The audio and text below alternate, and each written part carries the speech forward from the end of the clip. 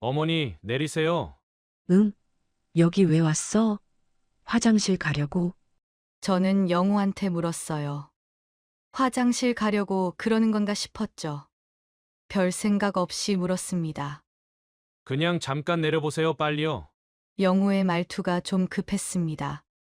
저는 이상하다고 느꼈지만 그냥 차에서 내렸어요. 혹시 급한 일이 있나 싶었죠. 민서도 같이 내렸습니다. 그때 영호가 제 손을 잡았습니다. 그리고 뭔가를 쥐어줬어요. 손에 닿는 게 종이 같았습니다. 내려다 보니 10,000원짜리 지폐 한 장이었어요.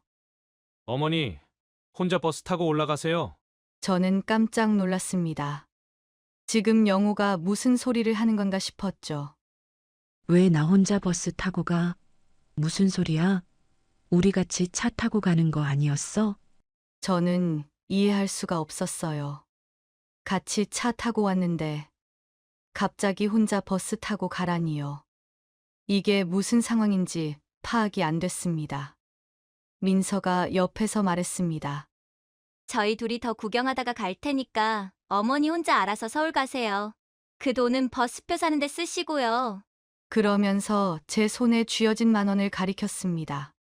저는 할 말을 잃었어요. 아니, 그럼 나보고 여기서 혼자. 제 말이 끝나기도 전에 영호와 민서는 차로 돌아갔습니다. 그리고 떠났어요. 이 모든 일이 어떻게 시작되었는지 그 이야기를 처음부터 들려드릴게요. 안녕하세요. 저는 김숙자입니다. 지금은 혼자 살고 있어요. 남편이 세상을 떠난 지 벌써 5년이 됐죠. 처음에는 적막함이 너무 컸지만 이제는 혼자 사는 것도 익숙해졌어요. 그냥 그렇게 평범하게 살고 있었습니다. 아들 영호는 며느리 민서와 결혼을 하고 파주에 살고 있어요. 평소에는 한 달에 한 번 정도 전화가 오는데 그마저도 바쁘다고 금방 끊습니다. 그런데 어느 날 아들 영호한테서 전화가 왔어요. 요즘 아들은 일이 바빠서 한 달에 한 번조차 연락을 안 했는데 그날따라 반가운 목소리로 전화를 했죠. 어머니, 저희 이번에 서울로 이사해요. 집도 좋은 데로 얻었고요. 회사에서 승진도 했어요. 저는 기뻤습니다. 아들이 승진을 했다니 얼마나 자랑스러운지 몰라요. 그래, 축하한다. 아들, 고생했구나. 네, 감사해요. 그래서 말인데요. 이사 축하도 할 겸 가족끼리 단풍 구경 가면 어떨까요? 아들의 제안에 저는 깜짝 놀랐습니다. 예전에도 여행 가자는 말은 몇 번 했지만 실제로 가본 적은 없었거든요. 그런데 이번에는 진짜 가자는 거예요. 그래, 좋지. 어디로 갈 건데? 경주 쪽으로 생각하고 있어요. 단풍도 예쁘고 구경할 때도 많잖아요. 저는 마음이 설렜습니다. 아들 부부랑 함께 여행을 간다니 생각만 해도 즐거웠죠.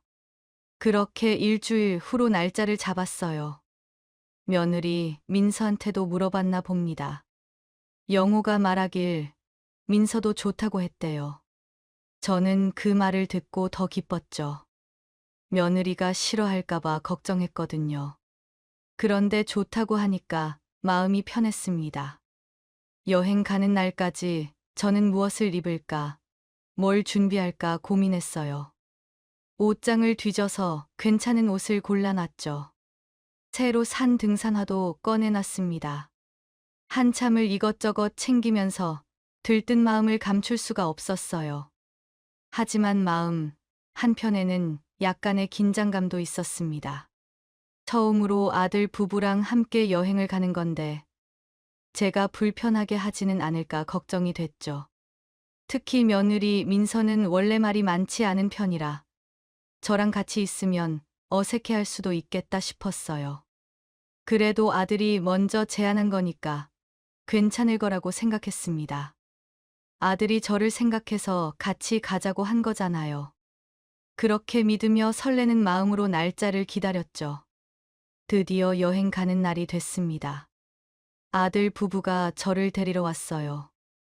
영호가 새 차를 몰고 왔더라고요. 검은색 세단이었는데 번쩍번쩍 윤이 나는 게 새 차인 게 확실했습니다. 어머니, 얼른 타세요. 영호가 뒷문을 열어줬어요. 저는 조심스럽게 차에 올라탔죠. 앞자리에는 민서가 앉아 있었습니다. 민서가 뒤돌아보며 웃었어요. 어머니, 오랜만이에요. 그래, 민서야. 오랜만이다. 잘 지냈니? 네, 잘 지냈어요. 민서의 웃음이 좀 어색해 보였지만 저는 그냥 그러려니 했습니다. 원래 민서가 표정이 딱딱한 편이니까요. 차가 출발했어요. 영호가 운전하면서 말했습니다. 어머니, 저 이번에 차 바꿨어요. 어때요? 괜찮죠? 아주 좋구나. 이제 너도 여유가 생겼네. 저는 흐뭇한 마음으로 말했죠. 아들이 잘 되는 게 부모 입장에서는 제일 기쁜 일이잖아요. 새 차를 사고 서울로 이사도 하고 이렇게 여행도 가고 아들이 이만큼 컸다는 게 자랑스러웠습니다. 차는 고속도로를 달렸어요.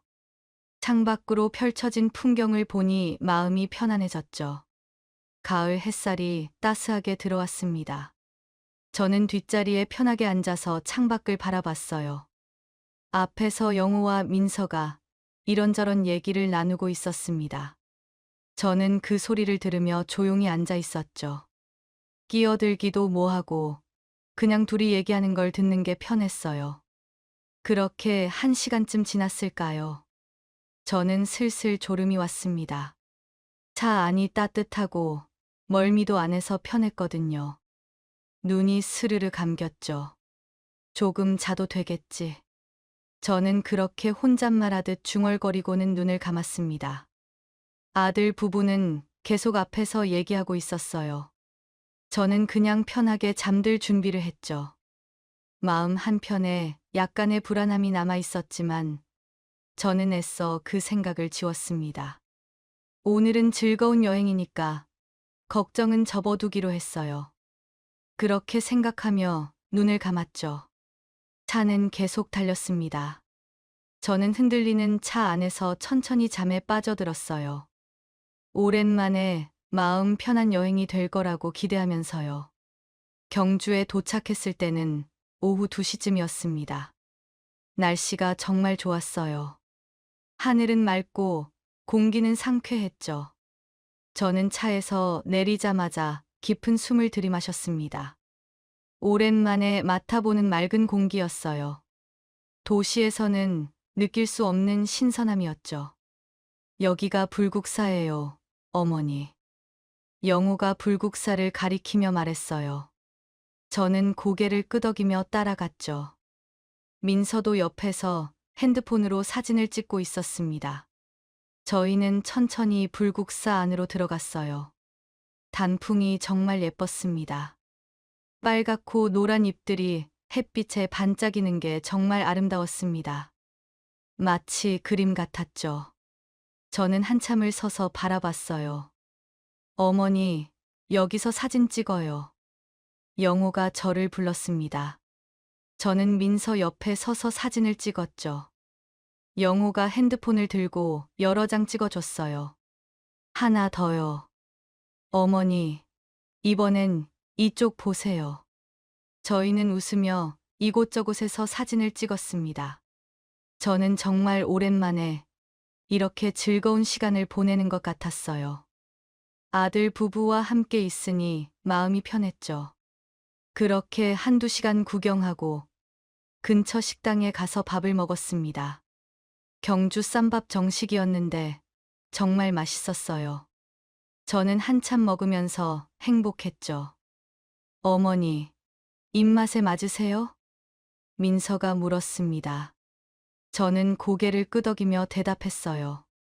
응, 맛있어. 너희도 많이 먹어라. 식사를 마치고 저희는 다시 차에 올라탔습니다. 이제 숙소로 가는 길이었죠. 영호가 말하길 오늘 하루 묵고 내일 아침에 다시 구경하고 서울로 돌아간다고 했어요. 저는 기대가 됐습니다. 내일은 또 어디를 갈까 궁금했죠. 저는 뒷자리에 앉아서 창밖을 바라봤습니다. 저녁 노을이 지고 있었어요. 하늘이 붉게 물들어서 정말 예뻤죠. 차 안은 조용했습니다.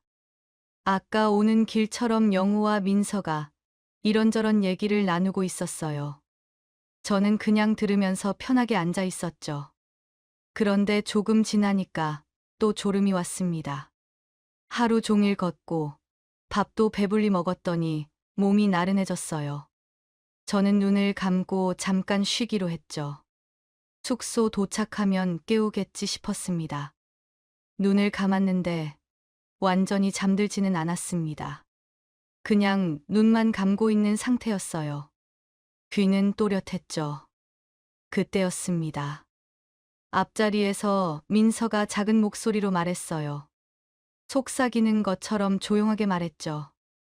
여보, 이런 데는 우리 둘이 왔으면 좋았을 텐데. 저는 그 말을 듣고 눈을 뜨려다가 참았습니다. 뭔가 이상한 예감이 들었거든요. 그래서 그냥 자는 척하고 가만히 있었죠. 숨소리도 천천히 내면서 잠든 사람처럼 행동했어요. 영호가 대답했습니다. 목소리가 작았지만 또렷하게 들렸어요. 그러게, 엄마랑 오니까 불편하다. 다음엔 둘이 다시 오자. 그 순간 제 가슴이 철렁 내려앉았습니다. 방금 뭐라고 한 거죠? 엄마랑 오니까 불편하다고요. 제 귀를 의심했어요. 잘못 들은 거겠지, 라고 의심을 했지만 분명히 들렸습니다. 저는 숨을 죽이고 계속 들었어요. 몸을 움직이지 않으려고 애썼죠. 심장이 쿵쿵 뛰는 게 앞자리까지 들릴까봐 걱정됐습니다. 민서가 또 말했습니다. 이번에는 좀 더 큰 목소리였어요. 어머니, 먼저 서울 가라고 하고 우리 둘이 구경할까? 제 심장이 쿵쿵 뛰었습니다. 저를 먼저 보내고 둘이 더 놀겠다고요? 저는 믿을 수가 없었어요. 영호가 웃으며 대답했습니다. 낮게 웃는 소리가 들렸어요. 아, 나도 그러고 싶다. 근데 어떻게 말해? 그냥 다음 주에 우리 둘이 다시 오자. 저는 그 말을 듣고 너무 충격을 받았습니다. 아들이 그렇게 말하다니. 제가 불편하다고, 그래서 없었으면 좋겠다고 말하다니요. 그것도 바로 제 앞에서요. 저는 눈을 뜨지 못했습니다. 뜨면 울 것 같았거든요. 그래서 그냥 꾹 참고 자는 척했죠. 숨소리도 천천히 내면서 잠든 사람처럼 행동했어요. 앞에서 영우와 민서는 계속 얘기했습니다. 다음에 다시 오면 어디 갈지, 뭘 먹을지, 그런 계획을 세우고 있었죠. 저 없이 둘이서요. 마치 제가 없는 것처럼 편하게 얘기하고 있었습니다. 낄낄거리면서 둘이 웃는 소리가 들렸습니다. 저는 가슴이 답답했어요. 아까까지 즐겁게 웃고 떠들었던 제 마음이 한순간에 싹 식어버렸습니다. 아들이랑 며느리가 저를 이렇게 생각하고 있었다니요. 차는 계속 달렸습니다. 저는 뒷자리에서 자는 척하며 가만히 눈물을 참았어요. 눈물이 나올 것 같아서 꾹 참았죠. 한참을 그렇게 있다가 차가 멈췄습니다. 영호가 말했어요. 어머니, 일어나세요. 다 왔어요. 저는 눈을 뜨고 일어났습니다. 아무렇지 않은 척해야 했어요. 억지로 웃으면서 말했습니다. 아, 벌써. 내가 잠깐 잠들었나 보다. 네. 푹 주무신 것 같던데요. 내리세요. 영호가 웃으며 말했습니다. 저는 그 웃음이 가짜로 느껴졌어요. 하지만 내색하지 않았습니다. 차에서 내려서 숙소로 들어갔습니다. 펜션 같은 곳이었어요. 방이 2개 있었죠. 영호가 말하길 한 방은 저한테 주고 한 방은 자기들이 쓴다고 했습니다. 저는 제 방으로 들어가서 문을 닫았어요. 그리고 침대에 털썩 앉았죠. 가슴이 너무 아팠습니다. 아까 차 안에서 들었던 그 말들이 자꾸 생각났어요. 불편하다는 말, 제가 없었으면 좋겠다는 말. 그게 제 아들이 한 말이라는 게 믿기지 않았죠. 저는 한참을 그렇게 앉아 있었습니다. 눈물이 날 것 같았지만 참았어요. 울면 안 될 것 같았거든요. 그냥 참고 견뎠죠. 밖에서 영우와 민서가 웃는 소리가 들렸습니다. 저는 그 소리를 들으며 더 서글펐어요. 이럴 거면 왜 나를 데리고 왔나, 이런 생각이 들었죠. 저는 침대에 누웠습니다. 천장을 바라보며 생각했어요. 내일 아침에는 어떻게 해야 하나? 아무렇지 않은 척 해야 하나? 아니면 물어봐야 하나? 하지만 물어볼 수가 없었습니다. 자는 척하고 들은 얘기를 어떻게 말해요? 그냥 참고 넘어가야 할 것 같았죠. 저는 그렇게 밤새 뒤척였습니다. 잠이 오지 않았어요. 아들 부부의 말이 머릿속에서 맴돌았죠. 제가 불편해서 없었으면 좋겠다는 말이 계속 들렸습니다. 귀에 쟁쟁 울렸어요. 아침이 밝았습니다. 저는 거의 잠을 못 잤어요. 눈만 감고 있다가 일어났죠. 몸이 무거웠습니다. 방문을 열고 나가니까 영우와 민서가 이미 일어나 있었어요. 식탁에 앉아서 뭔가 먹고 있었죠. 어머니, 주무셨어요?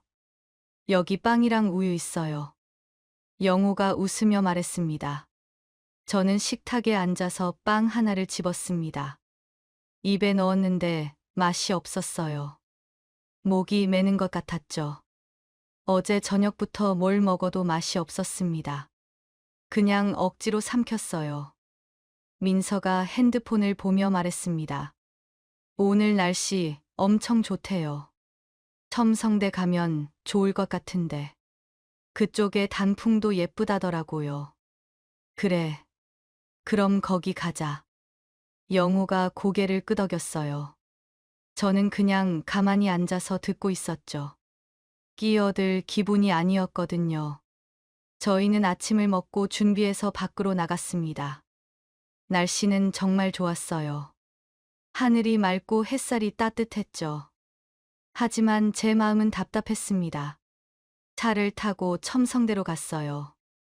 거기도 사람들이 많았습니다. 관광객들이 사진을 찍고 있었죠. 저는 영우와 민서를 따라 걸었습니다. 두 사람은 앞에서 나란히 걸으며 이런저런 얘기를 하고 있었어요. 저는 뒤에서 혼자 걸었죠. 가끔 영우가 뒤돌아보며 물었습니다. 어머니, 괜찮으세요? 천천히 와요. 응, 괜찮다. 저는 그렇게 대답했지만 사실은 괜찮지 않았어요. 마음이 불편했죠. 어제 들었던 말이 자꾸 생각났거든요. 첨성대에서 사진을 찍었습니다. 영우가 저를 불러서 같이 찍었어요. 저는 웃으며 포즈를 취했죠. 하지만 진심으로 웃는 게 아니었습니다. 그냥 억지로 웃었어요. 사진을 찍고 나서 저희는 근처 공원을 산책했습니다. 단풍이 정말 예뻤어요. 하지만 저는 그게 하나도 눈에 들어오지 않았죠. 민서가 옆에서 말했습니다. 어머니, 여기 예쁘죠? 응, 예쁘네. 저는 짧게 대답했어요. 더 이상 말하고 싶지 않았거든요. 민서도 그냥 고개를 끄덕이고 다시 앞으로 갔습니다. 점심시간이 됐을 때 저희는 한정식집에 갔어요.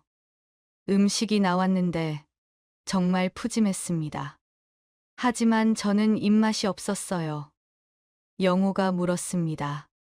어머니, 왜 안 드세요? 맛없어요? 아니, 맛있어. 그냥 배가 안 고파서. 저는 그렇게 말하고 조금만 먹었습니다. 영우와 민서는 맛있게 먹고 있었죠. 저는 그 모습을 보며 마음이 복잡했어요. 식사를 마치고 다시 차를 탔습니다. 이제 서울로 돌아가는 길이었죠. 저는 뒷자리에 앉아서 창밖을 바라봤습니다. 영호가 말했습니다. 어머니, 이번 여행 재미있으셨어요? 응, 재미있었다. 저는 그렇게 대답했지만 사실은 전혀 재미없었어요. 아니, 어제까지는 재미있었죠. 하지만 차 안에서 그 말을 듣고 나서부터는 모든 게 불편했습니다. 저는 계속 눈치를 봤어요.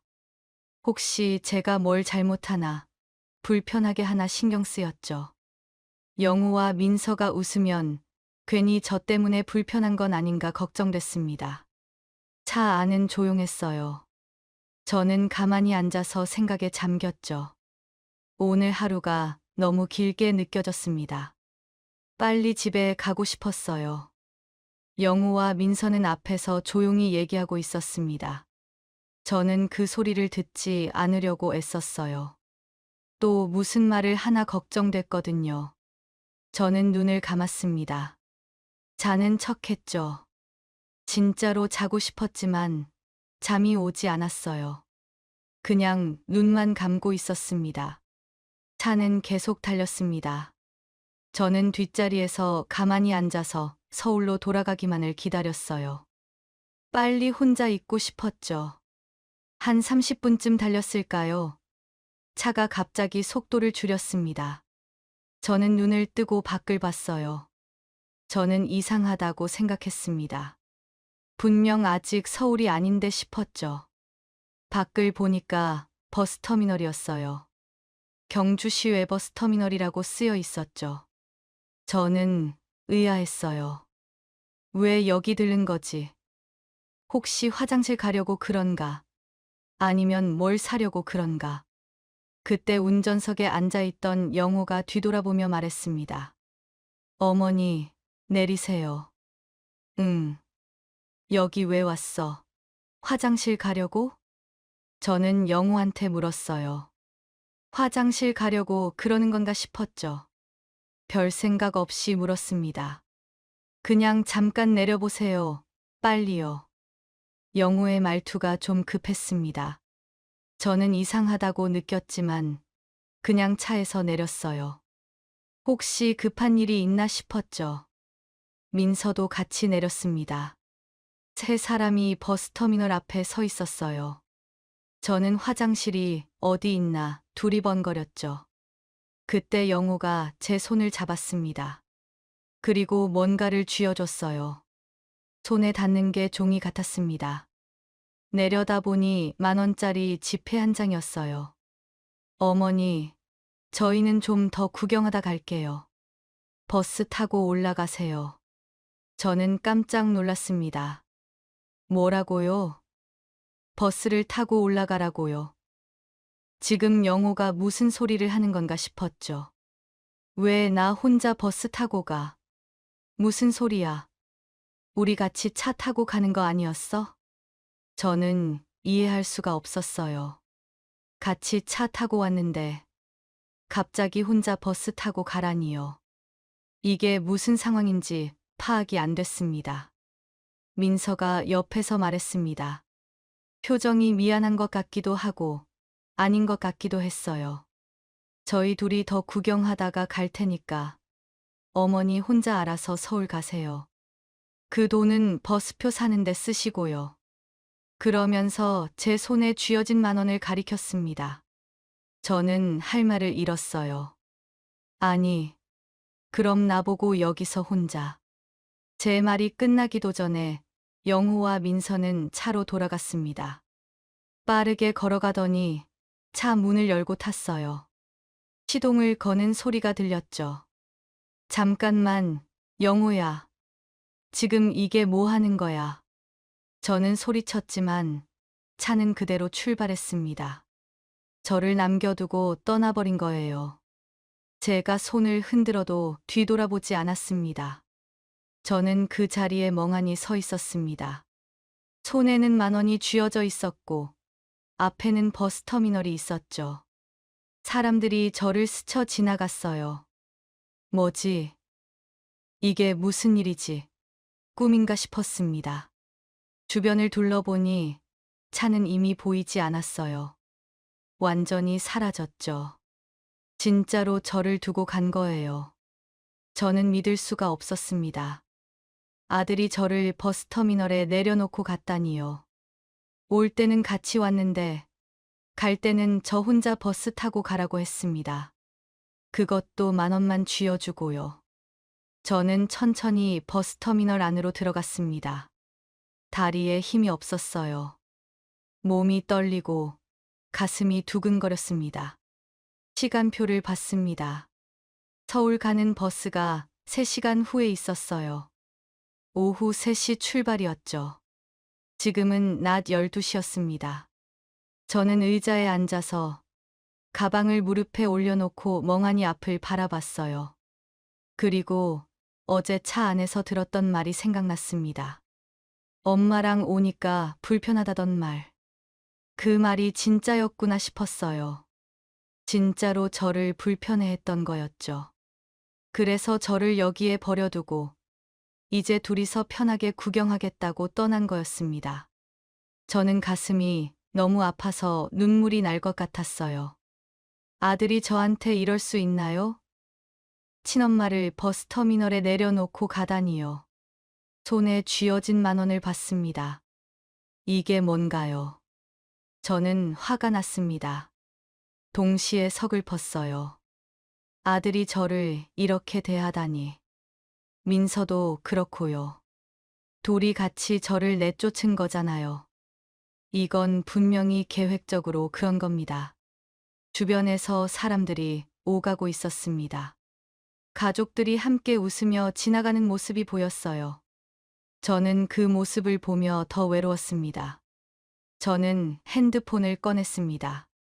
영우한테 전화해 볼까 싶었죠. 하지만 전화를 걸지 못했어요. 전화해서 뭐라고 말하죠? 오라고 할까요? 아니면 화를 낼까요? 전화해 봤자 소용없을 것 같았습니다. 어차피 안 올 거예요. 이미 저를 버리고 둘이 놀러 갔을 텐데요. 저는 핸드폰을 다시 가방에 넣었습니다. 전화하고 싶지 않았어요. 영호의 목소리를 듣고 싶지 않았죠. 들으면 더 화가 날 것 같았어요. 시간이 천천히 흘렀습니다. 저는 그냥 의자에 앉아서 사람들을 바라봤어요. 아무 생각도 하고 싶지 않았지만 자꾸 생각이 났습니다. 왜 같이 오자고 했을까요? 처음부터 저를 내려놓을 생각이었나요? 아니면 어제 차 안에서 한 얘기를 실행한 걸까요?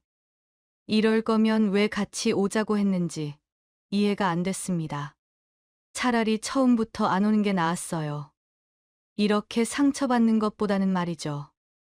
이렇게까지 모욕당할 바에는요. 저는 한숨을 쉬었습니다. 3시간이 너무 길게 느껴졌어요. 빨리 서울에 가고 싶었죠. 집에 가서 혼자 있고 싶었습니다.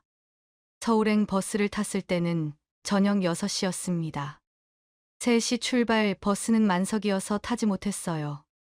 다음 버스를 기다렸죠. 그렇게 또 3시간을 더 기다렸습니다. 총 6시간을 버스터미널에서 보낸 거예요. 버스는 천천히 출발했습니다. 저는 창밖을 바라보며 멍하니 앉아 있었죠. 경주를 떠나면서 생각했어요. 이제 다시는 이런 여행 같은 거 안 가겠다고. 아들이 뭐라고 해도 안 갈 거라고 다짐했습니다. 버스 안은 조용했습니다. 사람들이 각자 자리에 앉아서 핸드폰을 보거나 자고 있었어요. 저는 그냥 창밖만 바라봤습니다. 버스는 고속도로를 달렸습니다. 밖이 어두워지고 있었어요. 저는 눈을 감았지만 잠이 오지 않았죠. 머릿속이 복잡했습니다. 집에 도착한 건 밤 9시쯤이었어요. 저는 현관문을 열고 집 안으로 들어갔습니다. 불을 켰는데 집이 너무 조용했어요. 가방을 내려놓고 소파에 앉았습니다. 한참을 그렇게 앉아 있었죠. 아무것도 하고 싶지 않았어요. 핸드폰을 봤습니다. 영호한테서 연락이 왔나 확인했어요. 아무것도 없었습니다. 전화도 문자도 없었죠. 저는 씁쓸하게 웃었습니다. 역시 연락 안 했구나. 저를 버스터미널에 내려놓고 가고도 잘 도착했는지 궁금하지도 않은가 봐요. 저도 연락하지 않기로 했습니다. 먼저 연락할 생각이 없었어요. 영호가 먼저 연락하기를 기다렸죠. 하지만 그날 밤 내내 연락이 오지 않았습니다. 다음 날도, 그 다음 날도 연락이 없었어요. 저는 평소처럼 지냈지만 마음 한편은 계속 불편했어요. 가끔 핸드폰을 봤습니다. 혹시 연락 왔나 싶어서요. 하지만 영호한테서는 아무 연락도 없었죠. 저는 화가 났습니다. 동시에 서글펐어요. 아들이 이렇게 무심할 수 있나 싶었죠. 그렇게 일주일이 흘렀습니다. 일주일 동안 영호한테서 전화도 문자도 없었어요. 저도 연락하지 않았습니다. 저는 그날의 굴욕과 허탈함을 되새겼죠. 버스터미널에 혼자 서 있던 그 순간이 자꾸 생각났습니다. 손에 10,000원을 쥐어주던 영호의 모습이 떠올랐어요. 그때 영호의 표정이 무엇이었는지 생각해봤죠. 미안함이었을까요? 아니면 그냥 불편함이었을까요? 저는 결론을 내렸습니다.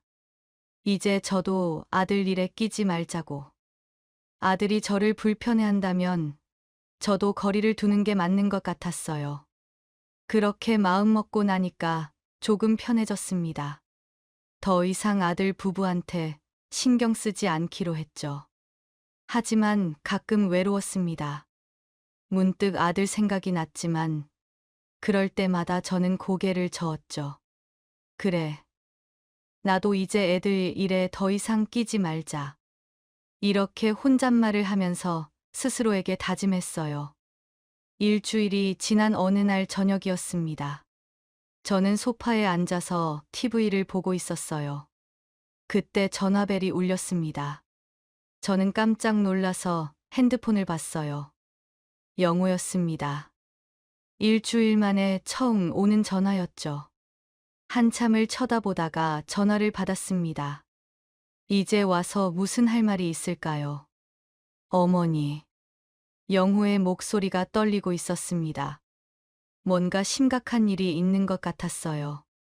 영호야, 왜 그래? 저는 짧게 물었습니다. 더 이상 말하고 싶지 않았거든요. 어머니, 큰일 났어요. 저희 전세 사기 당했어요. 저는 깜짝 놀랐습니다. 그게 무슨 소리야? 서울로 이사 온 새 아파트요. 그게 사기 계약이었어요. 집주인이 전세금 가지고 도망갔어요. 영호의 목소리가 울먹이고 있었습니다. 저는 말문이 막혔어요. 그래서 지금 어떻게 된 거야? 집에 들어가니까 이미 다른 사람이 살고 있었어요. 근데 그 사람 전세금도 집주인이 가지고 도망가서 집 못 빼준대요. 저희 전세금 다 날렸어요. 대출까지 끌어다 썼는데. 저는 충격을 받았습니다. 뉴스에서만 보던 일이 아들한테 생겼다니 믿기지 않았어요. 그래서 지금 어디 있어? 어머니, 우리 지금 갈 데가 없어요. 어머니, 집에 당분간만 신세 좀 질게요. 영호가 애원하듯 말했습니다. 저는 복잡한 마음이 들었어요. 한편으로는 아들이 걱정됐습니다. 전세 사기를 당했다니 얼마나 힘들까 싶었죠. 하지만 다른 한편으로는 지난주 일이 생각났어요. 버스터미널에 저를 내려놓고 10,000원을 던져주면서 혼자 알아서 서울 가라고 했던 그 일 말이죠. 저는 한참 망설였습니다. 도와줘야 하나 말아야 하나. 아들인데 도와줘야 하는 게 맞지만 마음이 쉽게 움직이지 않았어요. 어머니, 제발요. 저희 정말 갈 데가 없어요. 길바닥에 나앉을 것 같아요. 영호가 또 말했습니다. 정말 절박한 목소리였어요. 저는 한숨을 쉬었습니다. 그래, 알겠어. 일단은 들어와. 저는 결국 그렇게 말했습니다. 아들이 길바닥에 나앉을 수는 없잖아요. 감사합니다, 어머니. 정말 감사해요. 금방 갈게요. 전화를 끊고 1시간쯤 지나서 초인종이 울렸습니다. 저는 문을 열었어요. 영호와 민서가 큰 짐 여러 개를 들고 서 있었죠. 얼굴이 많이 상해 있었습니다. 어머니. 영호가 저를 불렀습니다. 저는 말없이 비켜섰어요. 둘이 집 안으로 들어왔죠. 그런데 이상했습니다. 미안한 기색이 하나도 없었어요. 오히려 당당하게 집 안을 둘러보고 있었죠. 지난주 일에 대한 사과도 없었습니다. 민서가 짐을 내려놓으며 물었습니다. 어머니, 이 방은 저희가 쓰면 되죠? 저는 깜짝 놀랐습니다. 오자마자 저한테 하는 말이 이게 뭔가요? 뭐라고? 어머니, 저희 문제 해결될 때까지 여기 있어야 하니까 짐 좀 다 풀고 있을게요. 민서가 태연하게 말했습니다. 영호도 옆에서 고개를 끄덕이고 있었어요. 저는 화가 났습니다.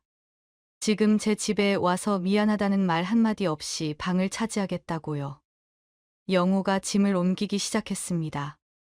저는 그 모습을 보며 어이가 없었어요. 영호야, 잠깐만.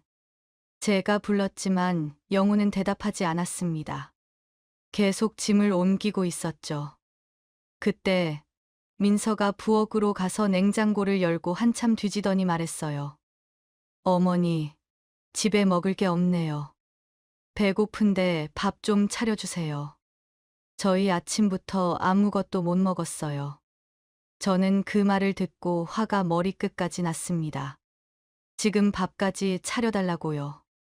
저는 그 모습을 보며 생각했습니다. 저번 주에 받은 상처와 모욕이 생각났어요. 버스터미널에 저를 버리고 갔던 그 일이 떠올랐죠. 그때는 제가 불편했으니까 버렸잖아요. 그런데 지금은 도움이 필요하니까 찾아온 거예요. 미안하다는 말도 없이요. 저는 이를 악물었습니다. 도와주고 싶은 마음이 싹 사라졌어요. 아니, 애초에 도와주고 싶은 마음이 있었는지도 모르겠습니다. 그냥 아들이니까 들어오라고 한 거예요. 하지만 이건 아니에요. 최소한의 예의는 있어야죠. 사과도 없이, 미안하다는 말도 없이 이렇게 행동하면 안 되는 거예요. 영호와 민서는 이미 거실 소파에 앉아서 TV를 보고 있었습니다. 제 집인데 저보다 더 편하게 있는 것 같았죠. 저는 방에서 지갑을 들고 왔습니다. 그리고 10,000원짜리 한 장을 꺼냈어요. 영호와 민서 앞으로 걸어갔습니다. 둘이 저를 쳐다봤죠. 어머니, 왜 그러세요? 민서가 물었습니다. 저는 대답하지 않고 10,000원을 그들 앞에 있는 테이블 위로 던졌어요. 뭐예요? 이게? 영호가 놀라서 물었습니다. 10,000원을 쳐다보고 있었죠. 저는 차갑게 말했어요. 너네가 저번 주에 나한테 한 짓이야. 기억 안 나? 영호와 민서가 얼굴이 굳었습니다. 뭔가 떠오른 것 같았어요. 저번 주에 너네가 나한테 10,000원 쥐어주고 혼자 버스 타고 서울 가라고 했잖아. 제 목소리가 떨렸습니다. 화가 났거든요. 참았던 말들이 터져 나왔어요. 어머니, 그건. 영호가 변명하려고 했지만 저는 끊었습니다. 손을 들어 막았어요. 나한테 제대로 사과 안 해. 저번 주에 그렇게 나 버리고 가고 연락 한 번 없더니 갑자기 찾아와서 미안하다는 말 한마디 없이 지금 뭐 하는 거야? 민서가 얼굴을 붉혔습니다. 영호도 고개를 숙였어요. 하지만 끝까지 사과는 하지 않았습니다. 어머니가 오라고 했잖아요. 저희 갈 데 없다고 하니까 들어오라고 했잖아요. 영호가 작은 목소리로 말했습니다. 저는 더 화가 났어요. 내가 오라고 한 게 여기서 지내라고 한 말이었어. 나는 너희가 미안하다고 사과하고 잠깐 집 맡기고 갈 줄 알았어. 이 집에서 지내라고 허락한 적 없어. 당장 내 집에서 나가. 어머니, 저희 정말 갈 데 없어요. 돈도 없고. 민서가 울먹이며 말했습니다. 하지만 저는 물러서지 않았어요. 너네가 저번에 나한테 10,000원 던져주고 알아서 서울 돌아가라고 한 것처럼 너네도 10,000원 들고 알아서 살아. 저는 현관문을 활짝 열었습니다. 그리고 손짓으로 나가라고 했죠. 어머니, 저희 그럼 어디로 가요? 갈 데가 없어요. 민서가 울먹이며 말했습니다. 눈물까지 글썽이고 있었어요. 하지만 저는 단호했습니다. 그건 내 알 바 아니야. 나가. 영호가 일어섰습니다. 화가 난 표정이었어요. 주먹을 불끈 쥐고 있었죠. 어머니, 이러시면 안 돼요. 저 엄마 아들 아니에요. 어떻게 저한테 이러실 수 있어요? 친엄마를 버스터미널에 버리고 가는 아들이 어디 있어. 다시는 내 집에 오지 마. 저는 더 큰 소리로 말했습니다. 목소리에 힘을 줬어요. 영호와 민서는 어쩔 수 없이 짐을 챙기기 시작했습니다. 둘이 짐을 들고 현관 앞에 섰습니다. 영호가 마지막으로 말했어요. 어머니, 후회하실 거예요. 저는 아무 말 없이 그 둘을 문 밖으로 밀었습니다. 그리곤 곧바로 문을 꽝 닫아버렸죠. 잠금 장치도 걸었습니다. 복도에서 영호와 민서의 목소리가 들렸습니다. 하지만 저는 신경 쓰지 않았어요. 잠시 후에는 초인종이 울렸습니다. 저는 문을 열지 않았죠.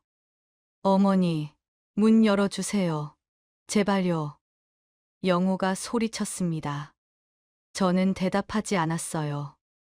어머니, 제발요. 민서도 울면서 소리쳤습니다. 하지만 저는 꿈쩍하지 않았죠.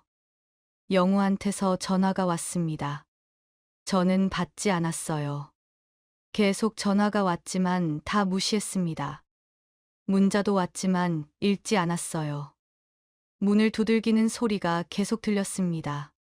저는 귀를 막고 방으로 들어갔어요. 그렇게 30분쯤 지났을까요? 밖이 조용해졌습니다. 아마 돌아간 것 같았어요. 저는 핸드폰을 꺼내서 영호한테 문자를 보냈습니다. 마지막 경고였어요. 앞으로는 사람 무시하지 마. 너가 남한테 한 짓은 다 되돌려받는 거야. 그리고 다시는 찾아오지도 말고 연락도 하지 마. 문자를 보내고 저는 핸드폰을 내려놨어요. 또 전화가 왔지만 받지 않았습니다. 아예 전원을 꺼버렸죠. 저는 창밖을 바라봤습니다.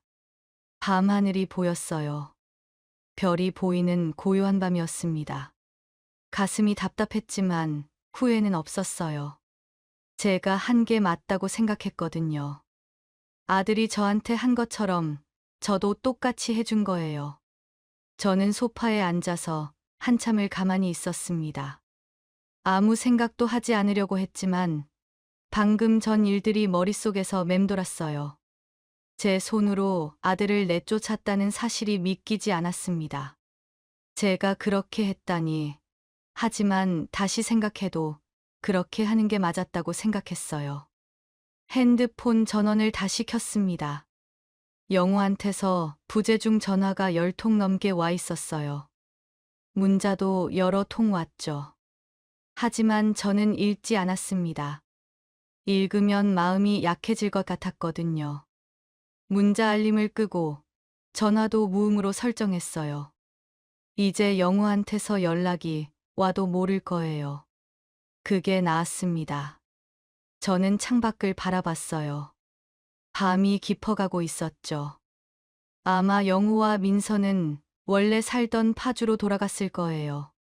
거기에는 친구들이 많으니까 친구 집에라도 갔겠죠. 저는 그렇게 생각하며 마음을 정리했습니다. 이제 더 이상 영호 걱정은 하지 않기로 했어요. 스스로 알아서 하겠죠. 어른인데요. 저번 주 경주에서 있었던 일이 떠올랐습니다. 차 안에서 들었던 말, 버스터미널에 혼자 남겨졌던 순간. 그게 얼마나 서글펐는지 다시 생각났어요. 손에 10,000원을 쥐어주고 혼자 가라던 그 말이 귀에 쟁쟁했습니다. 그때 느꼈던 배신감과 모욕감이 지금도 생생했어요. 아들이 저를 그렇게 대했다는 게 믿기지 않았죠. 하지만 오늘 저는 그 모욕을 되갚았습니다. 아들이 저한테 한 것처럼 저도 아들한테 똑같이 해준 거예요. 10,000원을 던지고 나가라고 했죠. 저는 후회하지 않았습니다. 이게 맞다고 생각해요. 사람을 함부로 대하면 안 된다는 걸 가르쳐 준 거죠. 아무리 가족이라고 해도 저도 사람이고 존중받을 권리가 있어요. 이제 다시는 아들 부부한테 휘둘리지 않을 거예요. 제가 먼저 연락하지도 않을 거고 돈 달라고 해도 주지 않을 겁니다. 도움 요청해도 거절할 거예요. 저는 저 자신을 위해 살기로 했어요. 더 이상 누구 눈치 보지 않고 제가 하고 싶은 대로 살 거예요. 아들 때문에 상처받지 않을 거고 모욕당하지도 않을 겁니다. 아들이 뭐라고 해도 상관없습니다. 영호가 언젠가는 깨달을 거라고 생각해요. 사람을 함부로 대하면 어떻게 되는지 말이죠. 저는 방으로 들어가서 침대에 누웠습니다. 오늘은 참 긴 하루였어요. 눈을 감으니까 피곤함이 몰려왔습니다. 저는 천천히 잠에 빠져들었어요. 내일은 새로운 하루가 시작될 거예요. 저 혼자만의 평화로운 하루요. 아무도 저를 불편하게 하지 않는 하루죠. 그렇게 생각하며 저는 잠들었습니다. 지금까지 이야기 들어주셔서 감사합니다. 구독과 좋아요 부탁드려요. 여러분의 작은 관심 하나하나가 제게 큰 힘이 됩니다.